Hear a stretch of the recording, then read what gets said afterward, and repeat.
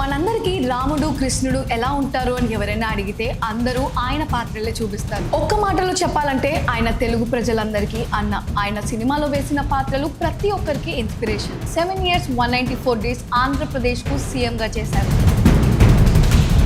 రాజకీయంలో చేసిన మార్పులు తెలుగు చరిత్రలో నిలిచిపోయాయి. ఆయన వెండితెర మహానటుడు మాత్రమే కాదు, దేవుడు. ఆయన కనిపిస్తే అందరూ పూజలు చేసేవారు. తెలుగు జాతి ఉన్నంత వరకు ఆయన పేరు చెరిగిపోదు. ఒకరోజు నాటకంలో ఆడవేషం వేయడానికి రామారావు గారిని అక్కడే ఉన్న జయంత్ అనే డైరెక్టర్ రామారావు గారిని చూసి తన నెక్స్ట్ సినిమా నాగేశ్వరరావు గారికి పక్కనే చేయడానికి ఛాన్స్ ఇచ్చారు. 300 కి పైగా మూవీస్ లో హీరోగా, 17 మూవీస్ కి డైరెక్టర్ గా, 28 మూవీస్ కి ప్రొడ్యూసర్ గా, ఏమంటివి జాతినకు మన సూత సుతుర కింద నిలువ అర్హత లేదందువా. ఎంత మాట 7 years 194 days ఆంధ్రప్రదేశ్ కు సీఎం గా చేశారు. నందమూరి తారక రామారావు నేను ఆంధ్రప్రదేశ్ రాష్ట్రం యొక్క ముఖ్యమంత్రిగా ప్రతిజ్ఞ చేయుచున్నాను.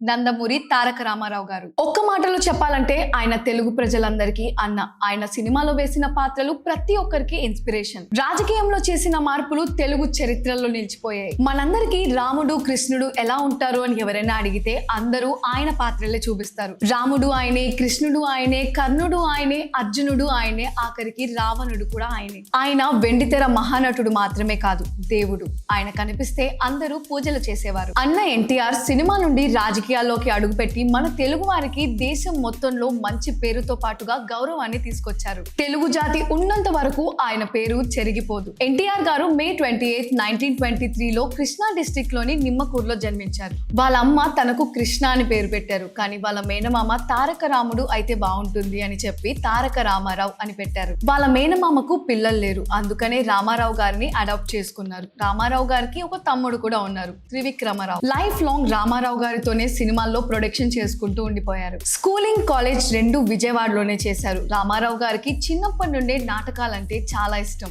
అలాగే కాలేజ్ లో కూడా తెలుగు టీచర్ అయిన విశ్వనాథ సత్యనారాయణ గారి దగ్గర నాటకాలు వేసేవారు. ఒకరోజు నాటకంలో ఆడవేషం వేయడానికి రామారావు గారిని మీసాలు తీసేయమంటే ఆ మీసాల్ని తీయకుండా అలాగే లేడీ గెటప్ వేశారు. అప్పటి నుండి ఆయనకు మీసాల నాగమ్మ అని పేరు. రామారావు గారు 20 years కి వాళ్ళ మరదర్ అయిన బసవ తారకమ్మని పెళ్లి చేసుకున్నారు. నాటకాల్లో మోజు పెరగడంతో నేషనల్ ఆర్ట్ థియేటర్ అని ఒక డ్రామా గ్రూప్ ని స్టార్ట్ చేశారు. అందులో చాలా నాటకాలే వేశారు.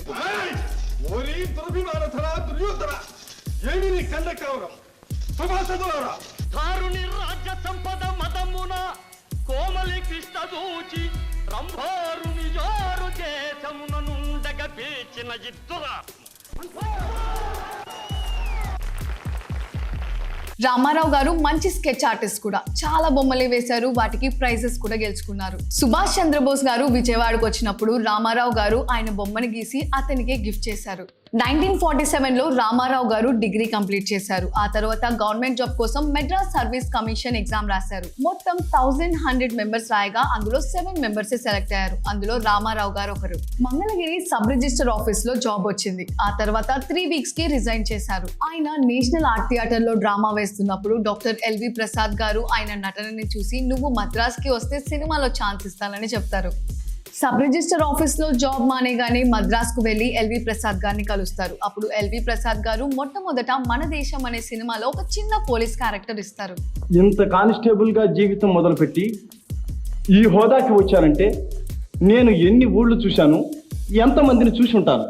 అక్కడే ఉన్న జయంత్ అనే డైరెక్టర్ రామారావు గారిని చూసి తన నెక్స్ట్ సినిమా పల్లెటూరి పిల్లలో నాగేశ్వరరావు గారికి పక్కనే చేయడానికి ఛాన్స్ ఇచ్చారు. అప్పటికే నాగేశ్వరరావు గారు 10 సినిమాలకు పైగా హీరోగా చేశారు. మొదటి 3 సినిమాలు పల్లెటూరి పిల్ల, మాయారంభ, సంసారం. ఈ 3 సినిమాలు సరిగ్గా ఆడకపోవడంతో సినిమాల్ని వదిలేసి వెళ్ళిపోదాం అనుకున్నారు. అప్పుడు వచ్చింది ఒక పిలుపు విజయవాహిని స్టూడియోస్ నుండి. సినిమా పేరు పాతాళ భైరవి, డైరెక్టర్ కేవి రెడ్డి గారు. ఆ సినిమాని చూసి జనం మైమరిచిపోయారు. తోటరాముడి గెటప్ లో రామారావు గారిని ఒక కొత్త నటుడిగా పరిచయం చేశారు. ఈ సినిమా 34 సెంటర్స్ లో 100 days కు పైగా ఆడి సెన్సేషన్ క్రియేట్ చేసింది. ఆ తర్వాత మల్లీశ్వరి, పెళ్లి చేసి చూడు, చంద్రహారం వంటి సినిమాలతో పెద్ద యాక్టర్ అయిపోయారు. ఈ మూవీస్ అన్ని విజయవాహిని ప్రొడక్షన్స్ నుంచే వచ్చాయి. రామారావు గారు అక్కడ జస్ట్ సాలరీడ్ ఎంప్లాయిడ్ మాత్రమే. మంత్లీ 500 రూపీస్ ఇచ్చేవారు. అండ్ ఒక సినిమాకి రెమ్యూనరేషన్ 5000 రూపీస్ ఇచ్చేవారు. 1956 లో మాయా బజార్ రిలీజ్ అయింది. దానికి ఆయన 7,500 రూపీస్ రెమ్యూనరేషన్ తీసుకున్నారు. అప్పట్లో ఇదే హైయెస్ట్ రెమ్యూనరేషన్.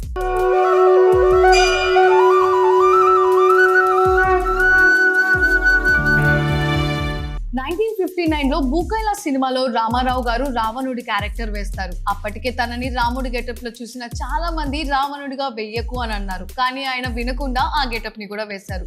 అండ్ ఫైనలీ ఇది కూడా బిగ్గెస్ట్ హిట్. నీ పేరేమిటి? రావణ. రావణ రాక్షస. అమ్మ బాబోయ్, చచ్చాను. భయపడకు నాయన, నీ వంటి అమాయకుల్ని నేనేమి చేయను. తరువాత శ్రీ వెంకటేశ్వర మహత్యంలో వెంకటేశ్వర స్వామిగా, ఆ తర్వాత విరాట పర్వంలో 5 క్యారెక్టర్స్ వేసి తన నటనని చాటుకున్నారు. రామారావు గారు ఒక ఇయర్ కి 10 మూవీస్ వరకు చేసేవారు. 1963లో వచ్చిన ఆయన మూవీ లవకుశతో ఉన్న రికార్డ్స్ మొత్తం చెదరగొట్టేశారు. వశిష్ఠ మునీంద్ర, సభాస్థారులారా, పౌరులారా, ఈనాడు మీరందరూ నా శిరముపై నుంచిన భారాన్ని జ్ఞప్తి ఎందుంచుకుని ప్రజాశ్రేయస్సే నా శ్రేయస్సుగా, ప్రజాభిమతమే నా అభిమతముగా ఈ రాజ్యపాలన సాగించగలవాడనని ప్రమాణం చేస్తుంది. రామారావు గారు ఫస్ట్ డైరెక్ట్ చేసిన మూవీ శ్రీ సీతారాముల కళ్యాణం.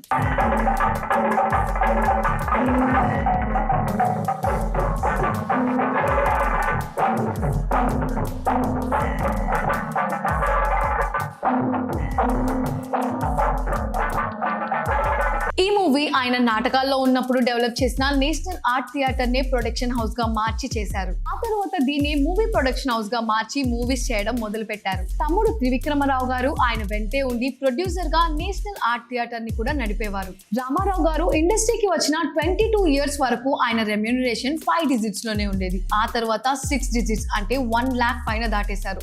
సౌత్ ఇండియాలోనే బిగ్గెస్ట్ యాక్టర్ గా నిలిచారు. 1977లో దానవీర సూరకర్ణ అనే సినిమాలో కృష్ణుడిగా, కర్ణుడిగా, దుర్యోధనుడిగా అన్ని క్యారెక్టర్లు వేస్తూ ఆయన్ని డైరెక్ట్ చేశారు. ఈ మూవీ కూడా ఇండస్ట్రీ హిట్ గా నిలిచింది. హిస్టారికల్ అండ్ మైథలాజికల్ మూవీసే కాదు, కమర్షియల్ మూవీస్ లైక్ అడవి రాముడు, యమగోళ కూడా బాక్స్ ఆఫీస్ బ్లాక్ బస్టర్స్ గా నిలిచాయి. ఆయన మొత్తం 300కు పైగా సినిమాల్లోనే నటించారు. అందులో 13 historical, 44 mythological, 55 folklore and 186 commercial movies చేశారు. డైరెక్టర్స్, యాక్టర్ అయినా ఎలాంటి పాత్ర అయినా కానీ ఆయన అందులో ఒదిగిపోగలరు. రామారావు గారు వర్క్ మీద చాలా క్రమశిక్షణగా ఉండేవారు. ఆయన కేవలం 6 అడుగుల అందగాడు మాత్రమే కాదు, ఆయన గొంతు కూడా ఎంతో గంభీరంగా ఉంటుంది. రోజు పొద్దున్నే లేచి వాయిస్ ఎక్సర్సైజ్ కూడా చేస్తారు. రామారావు గారు సింగిల్ టేక్ ఆర్టిస్ట్ అని చాలా మంది డైరెక్టర్సే చెప్పారు. ఒకసారి సీన్ పేపర్ ఆయన చేతికి ఇస్తే పొర్లు పోకుండా సింగిల్ టేక్ లో మొత్తం కంప్లీట్ చేసేవారట. రామారావు గారికి మొత్తం 11 మంది పిల్లలు, అందులో 7 అబ్బాయిలు, 4 అమ్మాయిలు. ఇదే ఎన్టీ రామారావు గారి కథ. మరొక ఇంట్రెస్టింగ్ స్టోరీతో నెక్స్ట్ వీడియోలో కలుద్దాం.